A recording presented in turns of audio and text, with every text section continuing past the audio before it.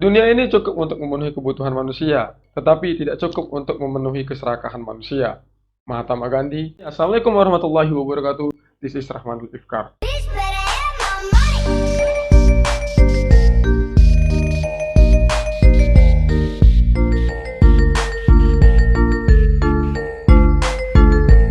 Oke guys, kali ini kita akan membahas The Dark Side of Turnitin. Video ini merupakan video yang sangat penting bagi mahasiswa tingkat akhir, baik dari penyusunan skripsi, disertasi, dan tesis.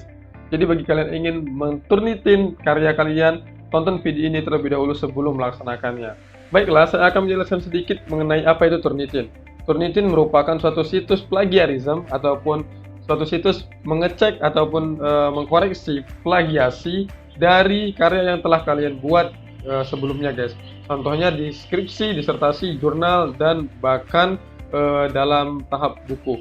Nah, situs ini mampu untuk mengoreksi apa-apa saja yang terdeteksi sama dengan karya yang sudah dipublish sebelumnya.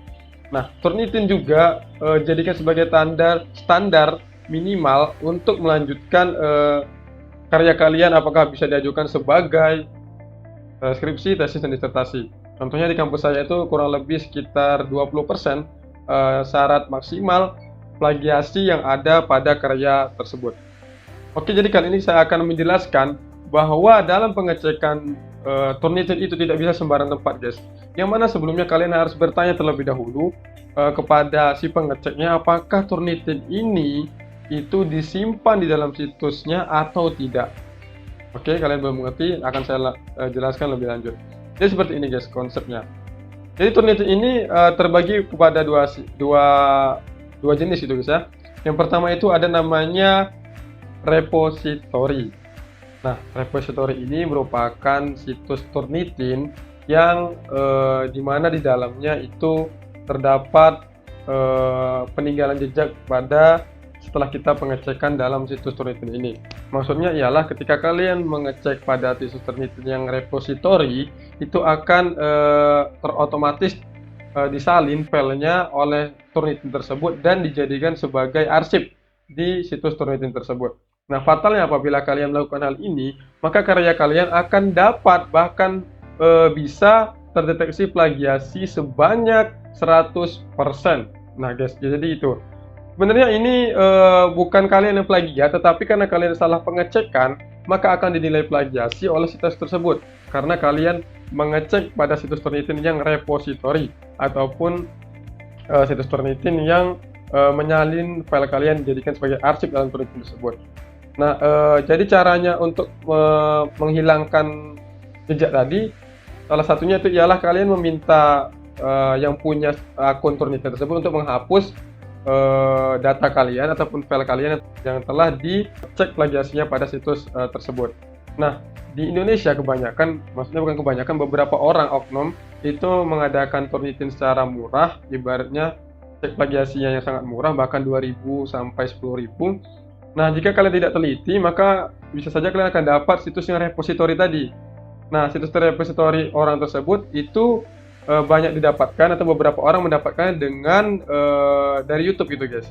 Jadi bukan mereka dapat secara resmi, melainkan mereka dapat secara ilegal. Ini mereka ambil dari kampus luar negeri dan kemudian mereka masukkan datanya dan ikut sebagai anggota dari kelas yang ada di luar negeri tersebut. Setelah kalian pengecekan tadi, maka kalian akan dinilai plagiasi walaupun kalian tidak walaupun kalian tidak plagiat sebenarnya gitu. Di kampus saya itu ada beberapa orang yang terjebak kepada situs ini guys. Jadi beliau melakukan pengecekan kepada orang dengan membayar sedikit murah untuk mengecek sebelum dites ke kampus ataupun sebelum dites ke Kapodi atau ke dekan.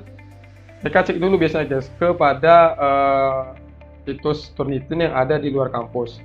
Nah, jadi kawan saya tersebut ibaratnya jumpa kepada si pemegang akun yang repository, otomatis akan tersimpan file tersebut kepada situs Turnitin tersebut. Nah, ketika dicek ke dalam situs kampus, sebelumnya sudah dicek di dalam luar tersebut terdeteksi umpamanya 18%, berarti udah oke. Minimal syaratnya di beberapa kampus itu kurang dari 20% atau 25%. Jadi ketika dicek di kampus malah terdeteksi 100% guys. Nah, ini kan naiknya drastis gitu guys ya. Jadi otomatis tercek plagiat. Nah, otomatis sang pemimpin kampus heran, kok bisa plagiat? Kok bisa plagiat dan terdeteksi plagiat dari luar negeri? Ini kan nggak mungkin guys secara logika bahwa orang luar negeri tiba-tiba menjiplak karya yang belum diupload, yang belum dipublish seperti jurnal dan skripsi kita gitu guys. Otomatis ini kesalahan dari kita sendiri yang tidak memahami apa itu Turnitin dan tidak mengerti bagaimana sistem kerja dari Turnitin tersebut. Nah, jadi saran saya buat teman-teman semuanya yang ada di Indonesia khususnya dan khususnya lagi buat mahasiswa S1 karena mereka baru-baru juga seperti saya kemarin itu pernah juga baru-baru juga mengerti tentang Turnitin.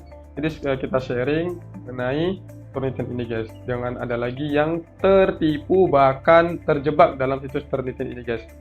Oke, yang kedua yaitu situs No Repository. Yang situs No Repository ini merupakan situs Turnitin yang tidak meninggalkan jejak sama sekali dan murni pure untuk pengecekan saja tanpa meninggalkan arsip pada situs Turnitin tersebut. Nah, hal inilah yang menyebabkan aman ketika kalian pengecekan dalam Turnitin. Nah, jadi kalian harus cari yang No Repository sebelum kalian melakukan pengecekan kepada orang. Kalian harus tanya dulu guys, Bang, Kak, Tuan, Nyonya, Bapak, Ibu, apakah situs Turnitin ataupun akun Turnitin yang kalian punya itu repository atau no repository? Soalnya ini untuk pengecekan selanjutnya ke kampus, dikhawatirkan akan ada unsur plagiarisme ke depannya gitu guys. Unsur plagiarisme ke depannya gitu guys. Nah, jadi kalian harus benar-benar teliti dan benar-benar skeptis terhadap sikap ini guys. Karena ini akan berdampak kepada masa depan kalian tentunya. Kita sudah capek-capek mahasiswa begadang sampai malam sampai subuh, tiba-tiba karya kita tercek plagiat padahal kita nggak ada niat plagiarisme guys. Jadi memang benar-benar harus kita harus kita maksimalkan, harus kita pandai-pandai lah, pintar-pintar untuk memilih situs Turnitin ini guys. Jadi jangan asal Turnitin cek ini murah nih, oh ini murah ini tahu-taunya repository. Jadi yang mati atau yang belangsak, yang ibaratnya apa ya, atau yang sakit ya kita sendiri guys gitu kan, ke kita karya-karya kita. Nah, jadi seperti itu guys. Oke guys, mungkin cukup sekian sharing kita pada kali ini. Don't forget like, share, and subscribe this video agar video ini menjadi lebih berkembang lagi ke depannya dan menjadi video yang lebih bermanfaat lagi ke depannya guys. Oke, so next time. Assalamualaikum warahmatullahi wabarakatuh.